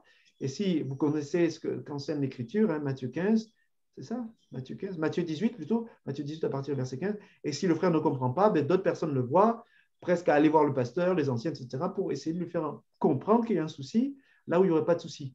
Mais si c'est quelque chose de plus subtil, comme l'amour dans son cœur, tu vois, c'est subtil, l'amour dans son cœur pour Dieu, peut-être que toi, tu as détecté que ça ne va pas, Mais bon, déjà, si tu as pu détecter, c'est peut-être une révélation de Dieu, je ne sais. Mais en tous les cas, ou alors tu as regardé aux fruits, puisqu'on dit qu'on reconnaît l'arbre à ses fruits. Mais ensuite, effectivement, je pense que c'est la prière qui va aider. Alors, je ne sais pas si quelqu'un d'autre a une idée par rapport à ça, mais je pense que c'est le fait de prier. À un moment donné, Dieu va agir pour permettre aux frères et à la sœur de se ressaisir et de comprendre qu'il y a un truc qui cloche dans sa marche avec Dieu. Voilà. Ce que je voulais dire, c'est vrai tout ce que tu as dit, Pasteur Chéri, c'est vrai. Mais quoi qu'il en soit, Dieu parle toujours. Dieu avertit toujours, quel que soit celui qui est dans la mauvaise voie. Même si de notre côté, nous avons du mal à lui faire entendre qu'il est dans la mauvaise voie, mais Dieu l'interpellera toujours. Donc, nous pouvons faire ce que nous pouvons pour l'aider à se redresser. Même si nous n'arrivons pas, Dieu lui parlera. Okay. Par une prophétie ou bien par quelqu'un d'autre. Mais d'une manière ou d'une autre, Dieu l'avertira et lui parlera. Comme comme Jésus a parlé aux églises, aux 7 églises, quoi. Voilà. Et peut-être par rapport à ce que tu dis, on peut pousser un petit peu les choses en disant que, effectivement, à côté de la prophétie ou dans la manifestation des dons spirituels, il y a aussi la parole de connaissance. Et quelque part ici, vous êtes d'accord que le Seigneur, il parle avec connaissance. Il dit les choses, il voit les choses, etc. Et je crois que cette notion, cette description de la connaissance peut emmener effectivement le frère ou la sœur qui s'est égaré de dire, mais ça me parle tellement précisément, c'est à ce moment-là où tu te reconnais, tu sais que c'est de toi qu'on parle, parce que ça parle tellement précisément et que dans ce côté prophétique, ça touche à cette parole de connaissance qui révèle les choses qui sont cachées et qui emmène ainsi le bien-aimé à réaliser que ce n'est pas quelqu'un comme ça qui a tiré ça de son chapeau, mais que c'est vraiment Dieu qui parle et qui pousse plus loin peut-être que juste la notion de prophétie, si vous me comprenez. La prophétie, on sait qu'on parle de la part de Dieu, mais quand il y a la notion de parole de connaissance qui vient dans ce sens de révéler des choses cachées, puisqu'après le vocable, chacun utilise son vocable, mais ce que j'essaye de dire, c'est ça, révéler des choses cachées qui peuvent attirer l'attention de celui ou celle qui n'avait pas bien compris, mais qui là réalise que Dieu lui parle. Et je crois que Dieu a ces moyens-là, effectivement, pour aller dans le sens de ce que disait José, pour nous faire comprendre qu'il nous parle. Alors des fois, on ne veut pas entendre, mais effectivement, Dieu parle. Voilà. Et il dit aussi, je connais tes œuvres. Attends, ma soeur. Je crois qu'il y avait quelqu'un d'autre qui voulait parler qui n'a pas pu s'exprimer jusqu'à présent. Alors, c'était qui? Il y avait un frère qui voulait parler. Oui, bonsoir, pasteur. Bonsoir, les bien-aimés. Ah, c'est frère Georges. Ouais. Ouais, ça va? Oui, nous allons bien, on t'écoute. Oui, bon, c'était à propos de l'église de Philadelphie, tu aurais parlé, justement. Parce qu'il dit, je connais tes œuvres, voici, parce que tu as peu de puissance, tu as gardé ma parole, tu n'as pas renié mon nom. Donc, oui. C'était pour rebondir justement sur la puissance. C'est-à-dire qu'au niveau de la puissance, il ne faut pas penser que ce soit, comment dire, qui n'avait pas l'amour de Dieu. Ce n'est pas sa puissance, parce que normalement, il n'y a pas beaucoup de moyens. Et ça, le terme puissance, ça veut dire qu'il n'y avait pas beaucoup de moyens. C'était une église modeste. C'était modeste. Donc, je vois mal que dans le nom de Dieu n'est pas de puissance. Oh, il y a forcément de la puissance dans le nom de Jésus. Mais c'est une bonne remarque. Il faudrait que je regarde le texte, effectivement, et les mots utilisés. Mais c'est une bonne remarque. Et vous avez compris ce que a dit notre frère Georges, que dans la notion de puissance, ce n'est pas forcément qu'il ne faisait pas de miracles, etc., mais plutôt le fait que c'était une église qui avait peu de moyens. Donc, c'est intéressant. Ce qu'il dit, ça mériterait effectivement de relire le texte, de regarder les textes originaux pour voir qu'est-ce que l'Esprit de Dieu essaye de communiquer dans cette notion de puissance. Tu as peu de puissance. Mais je crois que tu as raison, frère Georges, si ma mémoire est bonne. Une dernière chose que je voulais dire, c'est par rapport à l'ange, écrit à l'ange de l'Église. Donc, bon, on peut penser qu'il s'agit de, comment dire, des pasteurs ou bien des messagers, mais enfin, moi, je ne partage pas forcément ça, parce que l'ange, c'est plus l'esprit de l'Église, plutôt l'esprit de l'Église, tu vois, c'est, comment dire, comment je peux expliquer ça, c'est-à-dire l'ange que Dieu aurait envoyé pour veiller sur une église. Ouais, c'est-à-dire que c'est pas un passé. C'est-à-dire que c'est la conscience de l'Église. En quelque part, c'est réveiller la conscience de l'Église, l'âme de l'Église. C'est plutôt ça, quoi. Donc, tu veux dire écrit au cœur de l'Église, quoi. Écrit au cœur de l'Église. Voilà, dans ce c'est-à-dire sens-là. pas forcément au pasteur, quoi, parce que je pense que si un pasteur, par exemple, dit quelque chose, je pense que nous sommes tous concernés. Sachant que s'il dit quelque chose qui n'est pas bon, forcément, il faut le rappeler à l'autre. Donc, je pense plus que c'est la conscience de l'Église, c'est tout ça, quoi. C'est donc à son état spirituel, quoi. Attention, les bien-aimés, ceux qui ne sont pas à l'antenne, pensez à couper votre micro parce que ça perturbe. Bon, mon frère Georges, donc c'est à son état spirituel, voilà. Mon frère Georges, ce que tu dis, bon, c'est effectivement ta vision et c'est pas, bien sûr, je pense pas qu'on puisse complètement condamner, mais on est d'accord que avec les mots utilisés, bon, aller au plus simple, c'est considérer qu'il a écrit un ange, considérer qu'il a écrit à celui qui est envoyé par Dieu.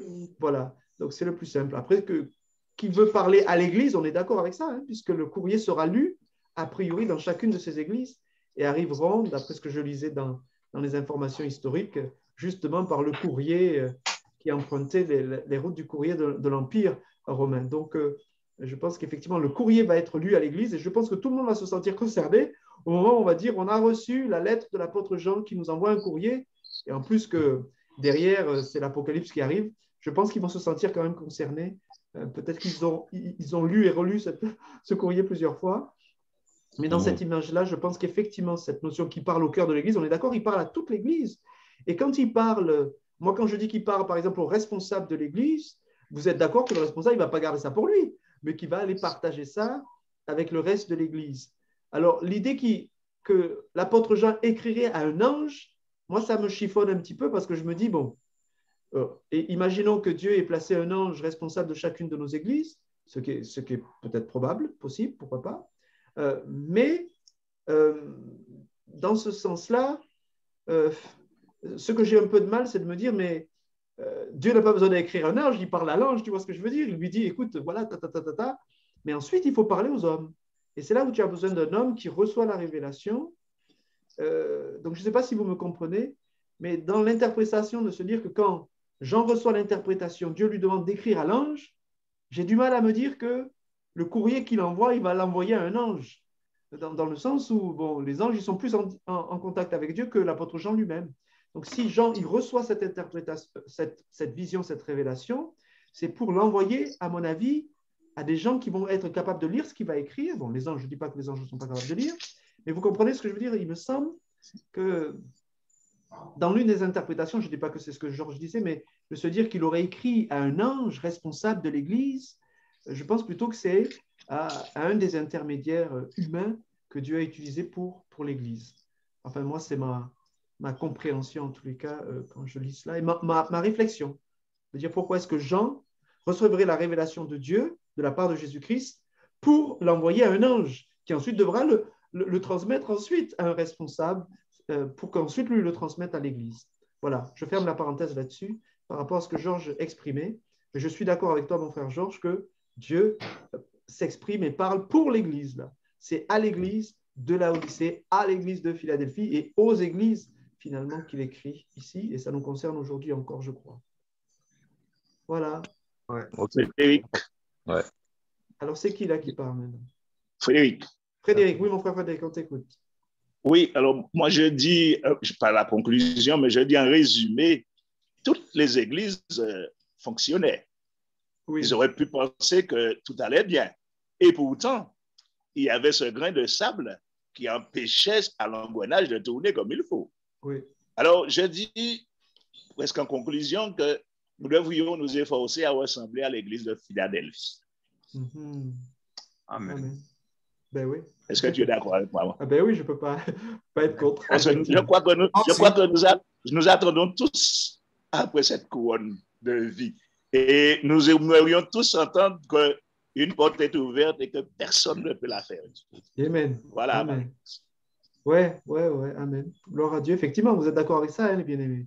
Que Dieu nous dise, voilà, dans ton comportement, aller plus loin avec ce que dit mon frère Frédéric. On vous ouvre une porte large, et c'est pour le salut, vous savez, exprimé dans le contexte là de Philadelphie, c'est une porte pour le salut. Les gens vont se convertir, et je crois que c'est quelque part avoir cette approbation de Dieu aussi, avoir cette approbation de Dieu qui fait que eh bien, la moisson va être abondante parce que Dieu approuve l'attitude de notre Église.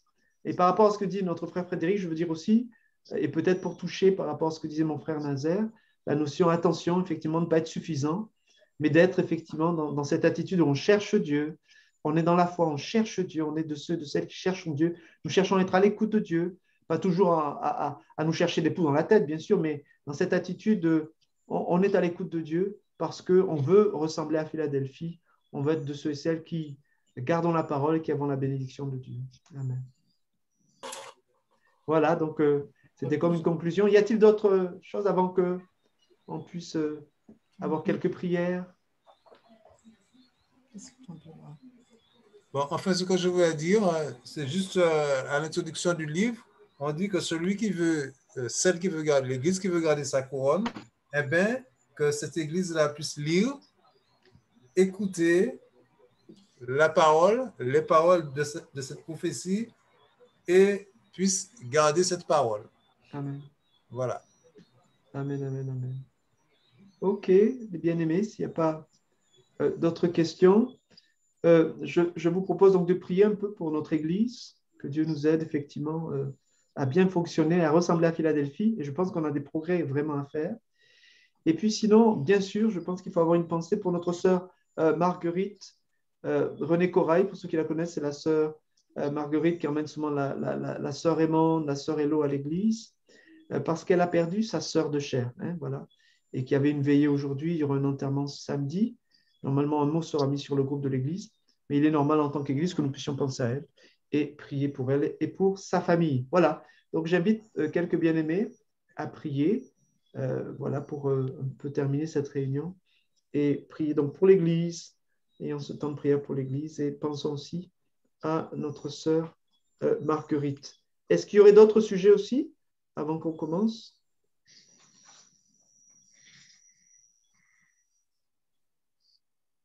A priori, pas de sujet particulier. OK. Eh bien voilà, il y a des bien-aimés qu'on n'a pas entendus. Ben, ouvrez votre micro et priez. Ce ne sont pas toujours comme ça les mêmes qui prennent le micro. On est une église, que chacun puisse participer un petit peu. Voilà. S'il y a quelques bien-aimés qui peuvent prier. On m'entend? C'est oui. La sœur Manouya. Ok, ma sœur Manouya, on t'entend. Je prie? Oui, oui, ma sœur. Oui. Père éternel, Dieu des armées, nous te bénissons, nous te rendons grâce. Nous te bénissons, Seigneur, et nous voulons te remercier pour ce moment que nous avons passé ensemble. Merci pour ta parole qui est vivante, plus tranchante qu'une épée à deux tranchants, pénétrante jusqu'à partager âme, esprit, jointure et moelle, et qui juge les pensées du cœur. Merci, Seigneur, pour tous ces enseignements bibliques, pour toutes ces églises à qui tu as averti, Seigneur. Merci, Seigneur, de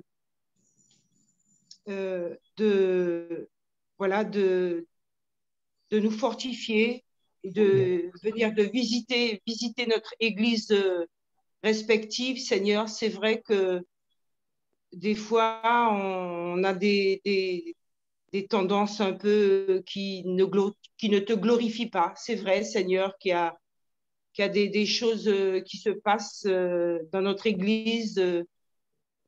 Voilà, Seigneur, tu sais les cœurs, tu connais tout, Seigneur. Alors nous te demandons déjà pardon pour tout ce que nous faisons de mal, Seigneur, et viens encore nous guider, viens nous orienter dans le droit chemin, Seigneur. Le chemin qui est la vérité, la vie, le Seigneur Jésus-Christ. Oui, Seigneur, viens vraiment nous guider. Nous avons besoin de ton aide, Seigneur, parce que tu dis, sans toi, nous ne pouvons rien faire. Alors viens, étends ta main, Seigneur, sur cette église respective, les assemblées de Dieu. Viens, Seigneur, viens nous guider, nous orienter dans le droit chemin. Père, qui est le chemin, la vérité et la vie, le Seigneur Jésus-Christ. Nous te bénissons, nous te rendons grâce, Père éternel, et merci encore pour mes bien-aimés frères et sœurs qui sont présents dans cette réunion. Seigneur, merci encore. C'est vrai que j'ai eu du mal à... J'ai entendu le pasteur dimanche qui disait qu'il n'y avait personne qui venait. Et voilà, Seigneur, j'ai eu du mal ce soir à rentrer en contact, mais voilà, tout a été réalisé par ton Saint-Esprit. Merci encore, Père, pour cette persévérance que tu as mis en moi pour écouter ces enseignements bibliques, ta parole qui est vérité. Père, je t'ai prié dans le beau nom de Jésus-Christ. Amen. Amen. Amen.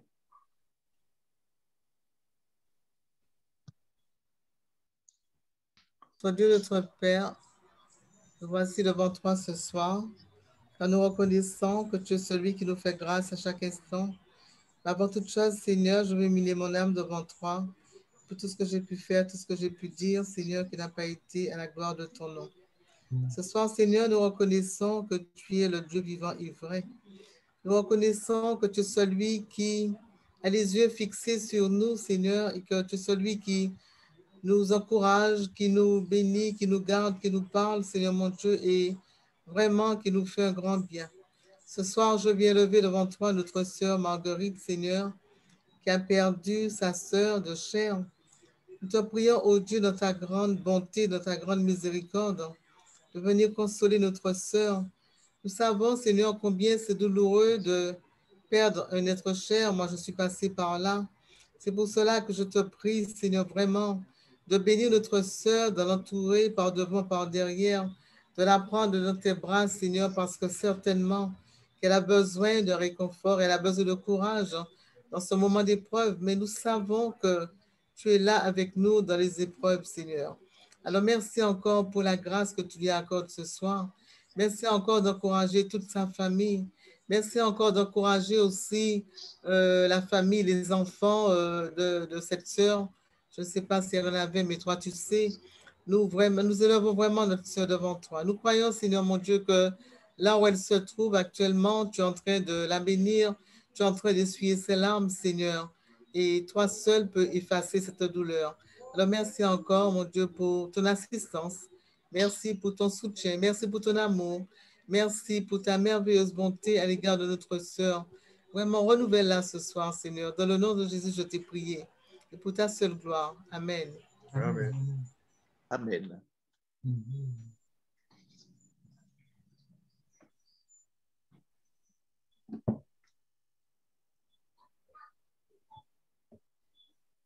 Amen. Encore une. Oh, quelqu'un, s'il vous plaît? Éternel, notre Dieu, nous voulons te bénir, élever, acclamer, exalter ton beau nom. Te dire merci, mon Dieu, pour cet enseignement de ce soir. C'est vrai que cela nous a fait du bien. Pour moi, personnellement, mon Dieu, moi, j'ai été éclairé. Je peux dire que j'ai avancé, j'ai fait un bond. Seigneur, merci. Ecclésiaste disait, mon Dieu, mon roi, qu'il n'y a rien de nouveau sur le soleil. Et mon Dieu, en écoutant cet enseignement, comme je l'ai dit tout à l'heure, toutes les églises pouvaient penser qu'il fonctionnait, Seigneur, sans penser, Seigneur, mon Dieu, qu'il y aurait ces reproches. Mais avec toi, Seigneur, mon Dieu, mon roi, nous pouvons croire, mon Dieu, mon roi, que tout va bien. Et mon Dieu, qu'à tes yeux, rien ne va plus. Et tu nous demandes de faire attention. Tu nous demandes chaque jour, mon Dieu, mon roi, de prendre notre bâton de pèlerin. Ton serviteur Paul disait, il savait vivre dans l'abondance, mais quand arrivait aussi la disette, il savait faire face, car il pouvait tout par celui qui le fortifiait. Seigneur, ce soir, nous voici devant toi. C'est vrai, avec nos faiblesses, nos manquements. Mais mon Dieu, Seigneur, c'est vrai, nous avons qu'un but, qu'un idéal. C'est d'aller au bout avec toi, ne point baisser les bras. Seigneur, chaque jour, prendre notre bâton de pèlerin, Seigneur, mon Dieu, et avancer avec toi, sachant que les temps sont durs. Mon Dieu, mon roi, l'heure est grave. Quand nous regardons, Seigneur, mon Dieu, autour de nous, nous voyons que l'amélioration ne se dessine pas à l'horizon pour l'instant. Alors nous devons continuer, Seigneur, mon Dieu, à combattre, Seigneur, sachant que tu nous as dit, si nous persévérons jusqu'au bout, nous aurons cette couronne de vie. Qui n'a pas envie de cette couronne de vie? Seigneur, ce soir, entends nos cris, entends la voix de nos supplications. Merci, mon Dieu, mon roi, de ce que tu nous avertis. Seigneur, mon Dieu, mon roi, car l'église de la Odyssée, Seigneur, mon Dieu, pensait, Seigneur, mon Dieu, qu'il était, Seigneur, au top, qu'il avait des richesses, la parole de Dieu pouvait être même secondaire parce qu'ils étaient dans la richesse. Mais mon Dieu, combien? Quand nous sommes, Seigneur, mon Dieu, quand nous croyons, Seigneur, mon Dieu, que nous sommes au bout, mon Dieu, de la course, tu nous dis, il y a encore du chemin à faire. Aide-nous, Seigneur, mon Dieu, à prendre conscience de tout cela. Maintenant, nous voulons aussi prier, Seigneur, pour la famille de notre sœur, mon Dieu, Marguerite, Seigneur, qui est frappée par le deuil, Seigneur, c'est vrai. Nous savons, Seigneur, mon Dieu, c'est toujours douloureux, c'est toujours une chose particulière, Seigneur, de perdre un être cher. Alors, nous voulons prier afin que cette famille soit fortifiée, Seigneur, mon Dieu. C'est ceux qui te connaissent, Seigneur, mon Dieu, mon roi, qu'ils persévèrent dans tes voies. Mais surtout, mon Dieu, mon roi, ceux qui ne te connaissent pas, qui n'ont pas entendu parler de toi, puissent se tourner, faire la démarche, Seigneur, mon Dieu, mon roi, afin, Seigneur, mon Dieu, de parvenir au chemin de la repentance avant qu'il ne soit trop tard et que la porte de la grâce soit définitivement fermée. À toi seul toute la gloire, Père, dans le nom de Jésus. Amen. Amen. Amen. Seigneur, je voudrais te prier. Je discerne dans tout ce que tu nous as dit ce soir, ton amour, car il y a chez toi cette volonté permanente de sauver le maximum. Et c'est avec amour que tu nous exhortes, Seigneur. C'est avec amour que tu nous éclaires. C'est avec amour que tu veux nous montrer la voie, Seigneur, à suivre. Et je crois que ce soir, tu t'es adressé à nous, toujours avec cette compassion, cet amour de vouloir diriger, conduire, sauver tous tes enfants. Je veux te remercier, Seigneur. Je m'humilie pour moi-même, je m'humilie pour l'Église, et sachant que nous avons des progrès à faire. C'est humblement que je vais m'approcher de toi. Tu dis de ta parole, je t'instruirai, je te guiderai, je te montrerai la voie à suivre, j'aurai le regard sur toi. Donne-moi sans cesse à être dans cette communion permanente, intime avec le cher Saint-Esprit que Jésus nous a envoyé, disant, il est important que je m'en aille et que le Saint-Esprit vienne pour prendre le relais. Nous voulons être conscients de cette réalité de la vie spirituelle que doit mener l'Église, car l'Église, c'est une entité spirituelle. Nous sommes des êtres spirituels. Apprends-nous, Seigneur, quotidiennement, à communier avec ton esprit et recevoir tes directives, ton instruction, ta direction, dans l'humilité, mais aussi dans la joie. Car la joie de l'Éternel est notre force. Sois béni pour ton œuvre dans ton Église. Je t'ai prié au nom de Jésus-Christ. Amen. Amen. Amen. Amen. Éternel, mon Dieu, mon roi, c'est vrai, Seigneur éternel, à la lecture de ta parole, nous pouvons, Seigneur éternel, nous remettre en question. C'est vrai que tu as parlé, Seigneur éternel, aux églises, mais nous devons, Seigneur éternel, nous rendre compte que nous aussi, Seigneur éternel, nous ne sommes pas mieux que toutes ces églises que tu as reprises. Alors c'est pour cela que nous sommes là à tes pieds, Seigneur éternel, pour te demander encore, Seigneur, de nous aider, Seigneur éternel, à te rester fidèle, de nous permettre, Seigneur éternel, de garder le bon dépôt, Seigneur mon Dieu, parce que c'est vrai, Seigneur éternel, nous voulons, Seigneur éternel, partir avec toi lorsque tu reviendras. Alors donne-nous, Seigneur éternel, à regarder, Seigneur éternel, là où nous sommes tombés, Seigneur éternel, et repartir, Seigneur éternel, sur de bonnes bases avec toi. Merci, Amen. Seigneur éternel, de ne pas nous abandonner, Seigneur mon Dieu, puisque c'est la promesse que tu nous as faite d'être avec nous tous les jours jusqu'à la fin. Alors, merci pour tes réprimandes, Seigneur éternel. Merci pour tes conseils, Merci, Amen. Seigneur éternel, pour ton amour, Seigneur, surtout, parce que c'est vrai, Seigneur éternel, c'est vraiment par amour que tu nous reprends, Seigneur éternel. Alors, ton Église est devant toi, Seigneur éternel, parce que nous voulons avancer, Seigneur éternel, puisque tu attends une Église sans tache, sans ride, Seigneur éternel, que tu reviendras chercher. Alors, nous voulons, Seigneur éternel, chacun de nous, Seigneur éternel, qui formons une pierre à cet édifice, Seigneur mon Dieu, venir, Seigneur éternel, porter, Seigneur éternel, notre fardeau à tes pieds, Seigneur éternel, et ne plus, Seigneur, le reprendre, mais pouvoir, Seigneur éternel, rester, Seigneur éternel, sous ton obéissance, sous tes directives, Seigneur mon Dieu, afin, Seigneur éternel, de ne point pécher contre toi. Alors, merci, Seigneur éternel, comme tu avais dit à Josué, de garder ta parole dans le cœur, Seigneur éternel, de la méditer jour et nuit, Seigneur éternel. Alors, c'est ce que nous voulons faire aussi, Seigneur mon Dieu, afin que nous puissions, Seigneur éternel, la mâcher, la manger, la digérer, Seigneur mon Dieu, et que nous puissions, Seigneur éternel, garder, Seigneur éternel, ce que tu nous as donné. Alors, merci pour tout ce que tu es, ce que tu fais pour chacun, et c'est dans le nom de Jésus et pour ta gloire que nous t'avons prié, Père. Amen. Amen. Amen, amen, amen, amen. Seigneur, merci donc Amen. pour ce temps, ce moment que nous avons partagé ensemble. Merci effectivement de nous conduire afin que nous ne soyons pas imbus de nous-mêmes, mais qu'au contraire, nous puissions être à l'écoute de ta voix et de ton Saint-Esprit. En tant qu'Église, nous voulons bien sûr te plaire, t'être agréable. En tant qu'Église, nous avons des progrès à faire, nous avons des corrections à porter. Nous te prions de nous aider, Seigneur, à nous centrer sur ce que tu veux voir changer dans nos cœurs, dans nos vies, dans notre Église. En tous les cas, nous avons le désir de progresser avec toi. Alors entends nos cœurs, entends nos vies et conduis-nous. Donne-nous des oreilles pour entendre ce que l'Esprit dit à l'Église, n'est-ce pas? Ce verset qui revient si souvent, parce que nous voulons être prêts au moment où tu viendras nous chercher, Seigneur, au moment où tu enverras tes jugements, nous voulons être prêts pour la gloire de ton nom. Merci de bénir chaque frère, chaque sœur, chaque personne qui participe à ce temps, à ce moment, à cette étude. Tu fortifies les cœurs, tu sanctifies les cœurs. Tu nous donnes encore d'être en relation avec toi, en communion avec toi, afin que ton bon esprit puisse abonder dans nos vies. Merci aussi, nous te l'avons demandé, plusieurs l'ont fait, de bénir notre sœur Marguerite et sa famille et de conduire le temps d'enterrement qui aura lieu a priori samedi.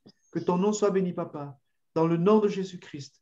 Que ta bénédiction s'attache à chacun d'entre nous. Glorifie ton Saint-Nom au travers de nos vies. Et conduis-nous encore dans cette étude. Dans le nom de Jésus. Amen. Amen. Amen. Amen, amen, les bien-aimés. Amen. On va se retrouver normalement la semaine